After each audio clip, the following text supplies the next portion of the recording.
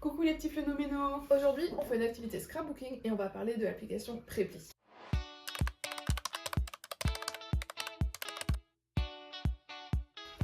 Quel est le principe de Preply? Preply, c'est une plateforme en ligne qui met en relation des étudiants et des professeurs ou des tuteurs pour donner des cours. Voilà, c'est le principe de base de l'application. Est-ce qu'il y a un profil précis pour pouvoir enseigner sur Preply? Pas vraiment. Tout le monde peut devenir professeur sur Preply, il faut juste avoir une connaissance en fait de quelque chose en particulier. Donc nous par exemple c'est le français, en fait on maîtrise la langue française donc on est devenu professeur de français. Mais tout le monde peut le devenir, il n'y a pas de restriction ou quoi que ce soit. Est-ce que c'est accessible à tous? Alors sur le principe, oui. Enfin, il faut avoir une connexion internet, un ordinateur ou une tablette. Ça peut se faire sur téléphone mais c'est plus compliqué. En tout cas, l'étudiant peut être sur téléphone. On peut mettre nos diplômes sur l'application qui les certifie, ce qui du coup met un plus sur notre profil. Donc quand on n'a pas de diplôme, je pense que c'est un peu plus compliqué au début de construire son réseau et d'obtenir des étudiants. Quelles sont les attentes de Preply vous concernant? Preply attend nous qu'on soit comme des vrais professeurs, dans le sens où on se doit d'être disponible au créneau où on s'est mis disponible, qu'on enseigne. Donc ça veut dire, après on a un peu carte blanche, mais il y a quand même on est employé finalement, on a un travail, on a des attentes concernant nos apprenants. C'est vraiment bizarre, c'est pas comme un emploi normal, mais on attend de nous qu'on soit vraiment des professeurs, c'est vraiment l'idée générale. Est-ce que c'est sélectif? Sur le principe, non, parce que tout le monde peut s'inscrire sur la plateforme, mais la réalité c'est que par exemple pour l'enseignement du français, on est plusieurs centaines de tuteurs, professeurs, voire 1000, 2000. Ouais. Donc il y a de la concurrence et il faut un peu essayer de se démarquer du lot. Donc oui, techniquement c'est sélectif. Est-ce que Preply propose de l'aide afin de créer vos cours? Oui et non. On fait vraiment ce qu'on veut. Donc en soi, non, l'application ne passe pas derrière nous. Par contre, ils nous proposent effectivement de l'aide si on le souhaite. Ils appellent ça la Preply Academy ou Preply Academy. Et on a là des tutos, des vidéos, des leçons qui peuvent nous aider en fait à préparer nos cours. Il y a l'IA aussi sur l'application. Donc je ne sais pas si on peut considérer ça comme une aide, mais il y a l'IA qui peut être là. Et je rajouterais qu'il y a aussi une plateforme qui permet à tous les professeurs de mettre leurs ressources. Pour le français, par exemple, tous les professeurs de français peuvent mettre un petit peu ce qu'ils utilisent, des exemples d'exercices, etc. Et nous, on y a accès. Donc on peut un petit peu voir ce que font nos collègues si on est un peu perdu. Voilà. Et il y a des conférences aussi qui sont proposées sur l'application. Est-ce que les enjeux ils sont différents qu'en salle de cours? Ça dépend de quelle salle de cours. Quand c'est en association, il y a des enjeux qui peut-être se rapprochent un peu de Preply, parce qu'il y a un but derrière. Passer le DELF par exemple, ce qui est des fois est la problématique de nos étudiants, alors qu'en salle de classe, FLS par exemple, c'est une salle de classe normale et les étudiants progressent un peu selon leur motivation et la capacité du professeur. Sinon, un enjeu différent, c'est que des fois on a les parents derrière qui nous disent je veux que mon enfant parle ce niveau-là de français avant ce point-là. Donc les enjeux sont vraiment différents d'un étudiant à l'autre, mais généralement il y a un but derrière. C'est rare que l'étudiant soit juste là pour apprendre un petit peu de français. Ils veulent vraiment apprendre la langue, ils veulent vraiment passer un examen ou avoir du tutorat par rapport à le français qu'ils apprennent en collège. Voilà. Comment est-ce que vous rentrez en contact avec les apprenants? Alors en fait ça se passe, nous on met notre profil en ligne, ils appellent ça, donc on crée tout notre profil. Et ensuite les apprenants de leur côté, en fait le site est séparé en deux. Et ils voient notre profil qui apparaît en fonction des filtres qu'ils peuvent mettre. Donc le premier filtre, ça va être par rapport à la langue qu'ils cherchent. Et après, c'est au niveau des disponibilités, de notre profil d'apprenant préféré. Donc c'est eux qui rentrent en contact avec nous en nous disant on aimerait bien faire un cours d'essai. Et donc voilà, donc c'est pas nous, on n'a pas la main dessus du tout. Est-ce que c'est destiné seulement à l'apprentissage du français? Non. On l'a un peu évoqué à plusieurs reprises avant, mais c'est même pas uniquement à destination des langues spécifiquement, c'est la majorité de l'application. On peut apprendre toutes les langues qu'on veut tant qu'il y a un tuteur ou des professeurs qui proposent cette langue. Mais vous pouvez apprendre d'autres choses comme les mathématiques, la physique-chimie, voilà, toutes les matières scolaires ou des choses beaucoup plus spécifiques comme je Je serais même pas étonnée qu'il y ait de la socio-linguistique ou du théâtre. Mais voilà, c'est un peu pour tout le monde. Est-ce que c'est seulement à destination du FOSS ou on peut aussi faire du FLI? Ça va être principalement, oui, du FOSS, c'est vrai. On peut faire du FLI. J'ai une étudiante justement, enfin non, je ne suis pas étudiante, j'ai une apprenante qui est actuellement en France et qui a pour but en fait de s'intégrer dans la vie française. Et donc là avec elle je fais des cours qui sont vraiment axés sur la vie quotidienne, sur ce qu'elle peut rencontrer. Elle-même c'est plus facile parce qu'elle se rend compte de ça en fait, elle a la vie vraiment en France. Donc, on peut faire du FLI, ça dépend, c'est peut-être pas la majorité, mais c'est possible. Quel est l'âge qu'on retrouve majoritairement chez vos apprenants? C'est une tranche d'âge qui est absolument énorme. À titre personnel, j'ai beaucoup d'adolescents, enfants, mais il y a des personnes de 60 ans, il y a des personnes de 70 ans, il y a des adultes de 30 ans. Moi, le plus jeune que j'ai eu, c'est 4 ans, ce qui est déjà plutôt assez jeune pour apprendre une langue étrangère. Après, il n'y a pas de limite d'âge, vraiment, c'est ouvert à tous. C'est juste que pour des enfants, il va y avoir les parents qui participent aussi un petit peu à la leçon. Donc c'est des fois un peu comme si on avait 2 apprenants. Moi je sais que à ce moment j'ai des apprenants qui ont une plus grande variété d'âge plutôt que Pauline. Je sais que moi ma plus jeune a 7 ans et le plus ancien a la soixantaine. Et donc entre les deux, j'ai 2 adolescentes et j'ai un adulte. Donc vraiment, moi c'est un peu plus large. Mais donc c'est comme tu disais, il n'y a pas d'âge pour apprendre, de toute façon on le dit toujours. Et donc ça se retrouve vraiment chez Prépi. Et comment vous vous adaptez aux différents âges que vous rencontrez? Malheureusement, moi je suis toujours pas super à l'aise avec les apprenants adultes. C'est pas un âge avec qui je suis très familière, c'est pas un âge avec qui j'ai beaucoup d'alchimie. Mais c'est notamment parce que j'ai travaillé énormément avec les enfants pendant 1 an. Et donc forcément, j'ai pas beaucoup travaillé avec les adultes. On s'habitue, on fait la leçon d'essai et on voit si ça convient à l'apprenant et ça nous convient nous en tant que tuteur. Ouais, on va voir les ressources des autres tuteurs aussi pour voir s'ils ont des petits conseils, etc. C'est vraiment différent d'enseigner à un enfant ou à un adulte. Moi je sais que j'aime bien les adultes. C'est hyper intéressant d'avoir une vraie conversation avec eux. Enfin, non, c'est pas qu'on peut avoir une conversation avec les enfants, mais c'est un peu plus différent. Et on prépare différemment les cours. Les 2 adolescents, je leur fais voir des choses qui les intéressent plus. Donc il y a de la vie quotidienne, mais la vie quotidienne adolescente, chose que je vais pas parler avec mon apprenant qui a la soixantaine. En fait, c'est pas des choses qui l'intéressent. Donc on l'adapte vraiment au cas par cas, donc c'est par personne. On prend son âge, en fait, on réfléchit à son âge, on réfléchit à ce qu'il aime et tout. Et donc un peu tout ça. Mais donc on prépare différemment entre les deux. Est-ce que c'est vous qui décidez de vos horaires de cours ou est-ce que c'est prédéfini? Oui, c'est complètement nous. C'est un peu un des gros avantages. C'est qu'on met nos disponibilités et les apprenants prennent leurs cours sur nos disponibilités. Après, c'est juste embêtant s'il y a un imprévu et qu'il faut déplacer tous ces cours, etc. Il y a des horaires, ce qu'ils appellent des tranches horaires populaires. Donc ils nous les indiquent quand nous on crée nos disponibilités. Il y a les plus populaires où on a le plus de chances d'avoir des cours. Un niveau en dessous moyennement populaire, un petit peu populaire et là où il n'y a personne. Mais vu que la plateforme est internationale et qu'il y a tous les fuseaux horaires, et ça permet d'avoir un peu des apprenants tout le temps. Oui. On a toujours quelqu'un... Moi je sais que il y a certains de mes créneaux qui sont sur justement les cases qui sont dites où il n'y a personne. Et pourtant j'ai quand même en fait, des apprenants qui les prennent là parce que mon apprenant de 60 ans il est en Australie. Donc le fuseau horaire est totalement différent. Donc il prend par exemple très tôt le matin. Chose qui n'est pas forcément prise par les gens. Donc ça dépend vraiment. C'est à titre indicatif mais c'est bien. Parce que quand tu connais pas du tout la plateforme, tu sais pas du tout où te mettre. Donc c'est vraiment bien, c'est bien fait quand même. Est-ce que c'est payant lors de votre inscription et est-ce que c'est payant pour les apprenants? Nous, pour s'inscrire, c'est pas du tout payant. C'est gratuit, on s'inscrit plutôt facilement, il y a une vérification qui est faite, mais on paye pas. Pour les apprenants, alors ils ne payent pas en s'inscrivant. Par contre, vu que les cours sont rémunérés, ils payent ce qu'on appelle des abonnements. En fait, ils payent au mois un nombre de cours, donc ça peut être 4 cours dans le mois, 10 cours dans le mois, je sais pas. Et ils le mettent après en fonction de du coût de leur tuteur. Mais en soi, on ne paye pas pour s'inscrire sur l'application. Est-ce que du coup vous êtes payé ou c'est fait bénévolement ces cours? Alors on est payé, c'est un travail comme un autre. Il faut savoir plusieurs choses, je pense, avant de commencer, c'est que déjà vous allez devoir payer des taxes. Si vous pouvez être partie de l'Union Européenne. Voilà, et il y a une leçon d'essai pour chaque nouveau étudiant qui prend chez un nouveau tuteur. Et cette leçon d'essai, on n'est pas payé pour ça. Prépi prend une commission de 100%. pour pouvoir rembourser l'étudiant facilement s'il y a une demande de remboursement.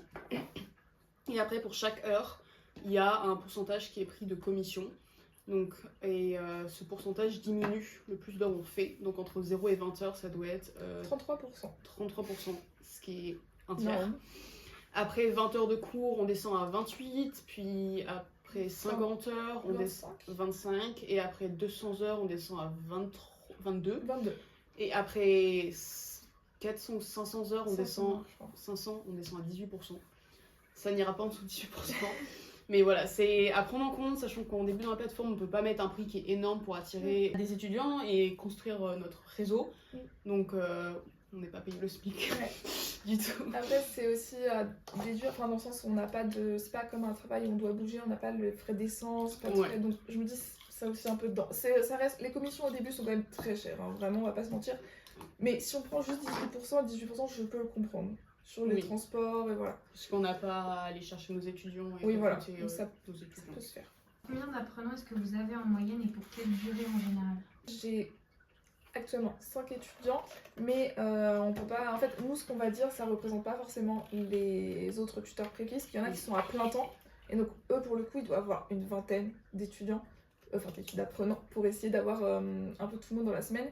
Mais pour tous ceux comme nous qui sont vraiment à. Enfin, c'est même pas du mi-temps, c'est vraiment du. C'est plus à côté. Je pense que les gens doivent tourner entre 4 et 5. Parce qu'en fonction, il y en a qui ont beaucoup d'attentes et qui prennent plusieurs cours dans la semaine, donc ça va vraiment dépendre. Et après, la durée, ça va vraiment dépendre. La plupart du temps, les gens, si après le cours d'essai et ça leur plaît pas, ils continuent pas. Moi, pour l'instant, tous ceux que j'ai commencé avec sont encore là. Après, j'ai commencé en mi-octobre, donc ça me paraît aussi, c'est peut-être un peu court. Peut-être qu'Apolline peut plus dire déjà. À titre personnel, j'ai toujours mon premier étudiant. Donc j'ai commencé en juin 2024 et voilà, je l'ai toujours avec moi. J'ai des étudiants que je n'ai à titre personnel pas gardés. Ça arrive aussi parce que les apprenants ont le choix de leur tuteur. On a un peu moins le choix, mais on a le droit de ne plus pouvoir faire cours avec quelqu'un, notamment j'ai déjà eu des étudiants très irrespectueux. Mais généralement c'est dans la durée que les apprenants viennent, sauf passage d'une certification de langue où là il y a un créneau précis, c'est pour 1, 2, 3 mois. Mais sinon, là, c'est un des avantages, je pense, de l'enseignement en ligne et en AA1, c'est qu'il y a une relation personnelle qui se crée. On les connaît, ils nous connaissent. On ne change pas trop de tuteur parce que, voilà, on connaît leur évolution, on connaît leurs faiblesses, on connaît ce qu'ils aiment. Il y a quelque chose d'un peu de spécial qui se crée. C'est ce que je trouve très chouette et ce qui fait que les étudiants restent sur le long terme. Est-ce que vous rencontrez ou vous avez rencontré des difficultés? Je dirais que non. La plateforme est facile à prendre en main, mais il y a beaucoup de choses. C'est peut-être le côté un peu compliqué. Par exemple, quand on ne peut plus se rendre disponible, il faut tout de suite penser à aller sur l'application pour pouvoir se mettre indisponible sur certains créneaux qu'on avait normalement mis disponibles. Et c'est quelque chose que je pense pas tout le temps. En fait, je n'ai pas de réflexe d'aller mettre. Chose qu'Apolline, je pense, qu'elle a beaucoup plus de réflexe. Donc c'est un peu la difficulté, on est vraiment laissé à 100% tout seul, donc il faut vraiment se prendre en main. Et quand on a d'autres choses à côté, comme des cours, des choses comme ça, ou un travail aussi, pas tout le temps facile. Donc c'est un peu ma difficulté, je dirais. Oui, je suis assez d'accord. Ils sont très innovateurs, je dirais. Ils sont en constante en train de changer la plateforme. Moi, j'ai connu 3 versions de la plateforme différentes.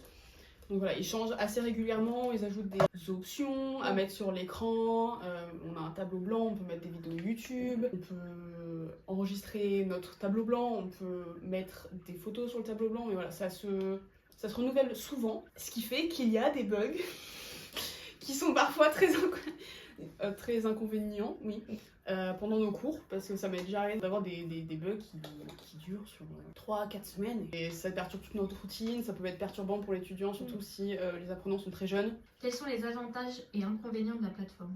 Alors, l'avantage, je dirais, c'est que déjà, le fait en comparaison d'un travail classique, c'est que c'est une plateforme, donc déjà qu'on puisse le faire à la maison, c'est bien. Comparé à d'autres plateformes, c'est vrai que Preply est vraiment bien dans le sens où on trouve facilement des apprenants, des élèves.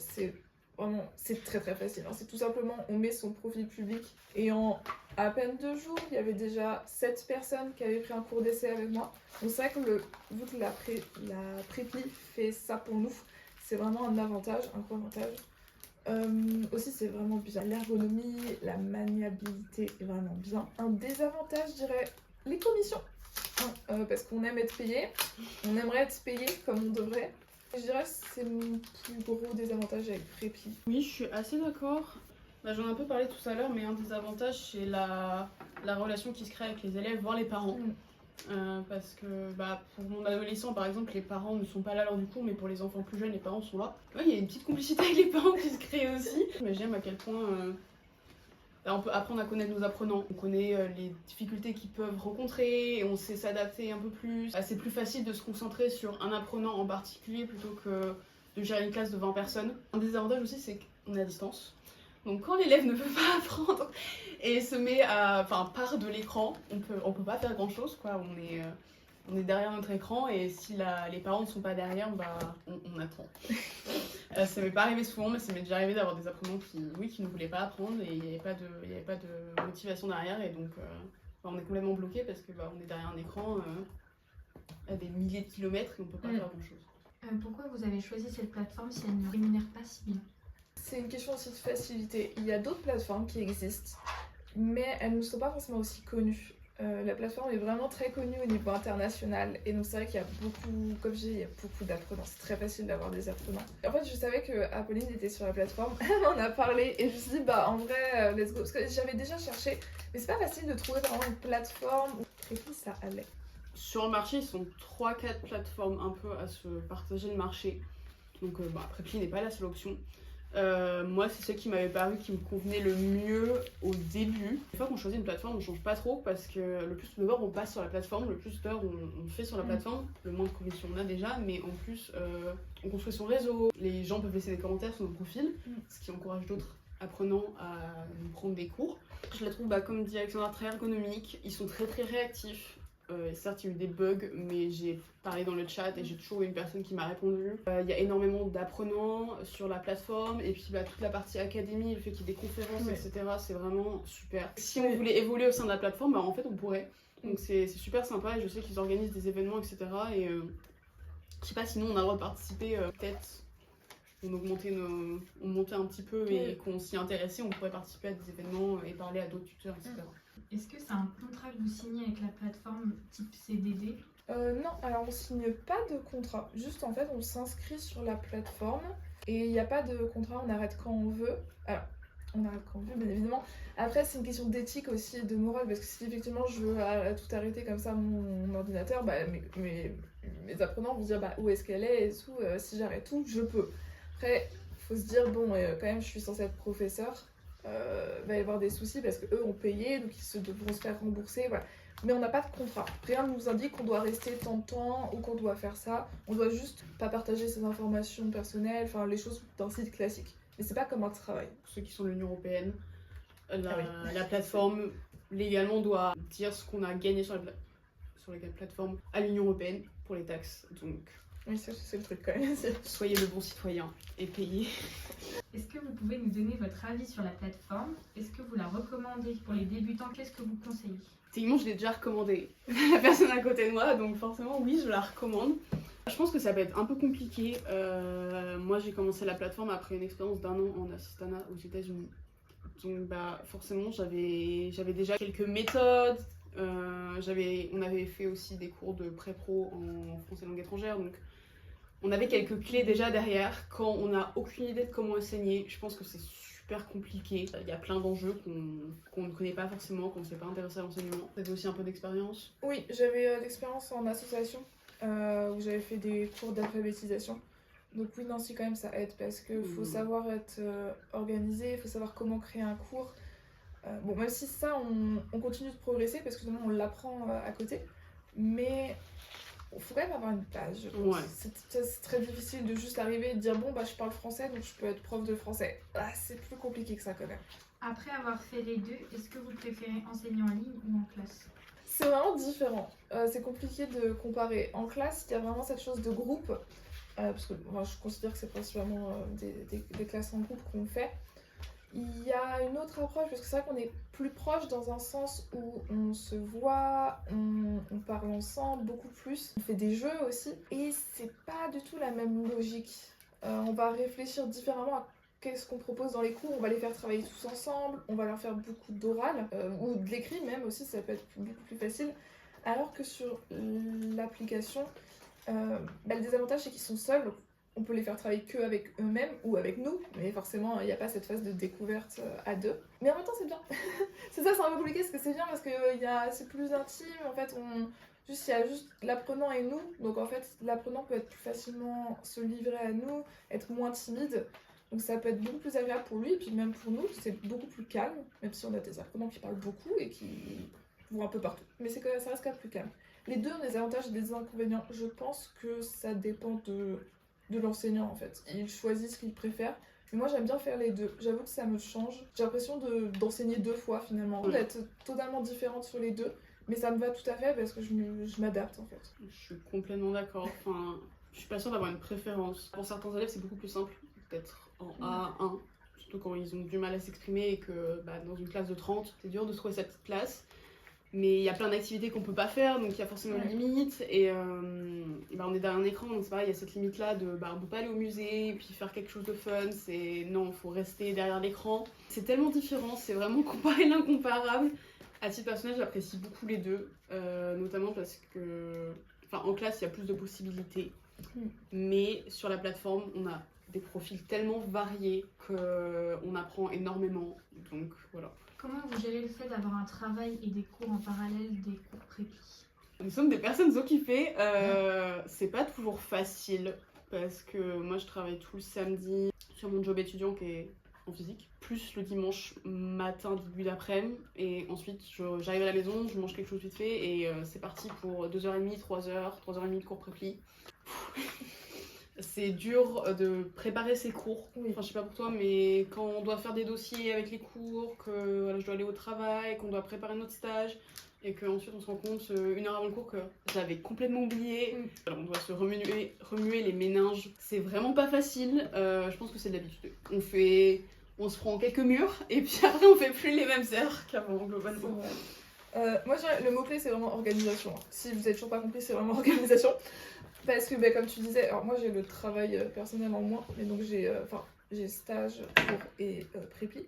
Il faut savoir délimiter le temps, prendre le temps de faire ses cours prépi, parce que c'est pas comme on pense, c'est pas juste je lance la caméra, je fais mon cours. Non, en fait, il faut préparer le cours avant, ce qui paraît logique pour les profs, hein, ils comprendront ce que je dis, mais vraiment, c'est compliqué de trouver du temps.